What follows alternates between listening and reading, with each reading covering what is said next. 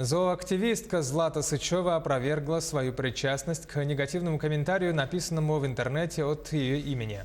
Напомним, что в Якутске сегодня на интернет-форуме появилось резко негативное высказывание, подписанное ником Злата Сычева.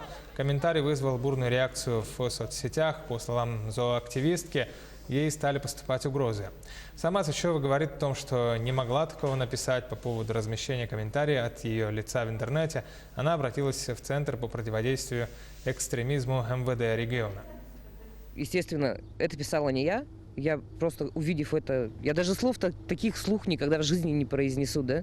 Я даже мысли такой себе допустить не могу, чтобы я могла даже так подумать, да? Я всю жизнь живу в этом городе, да? Тут жили мои родители, тут жили мои бабушки, дедушки, прадедушки. Я коренной житель города Якутска и живу бок о бок и не делю людей на национальности, там, якуты, русские, там, киргизы, узбеки. Я ко всем всегда отношусь абсолютно ровно, нейтрально. Мы все люди, мы все ходим по одной земле.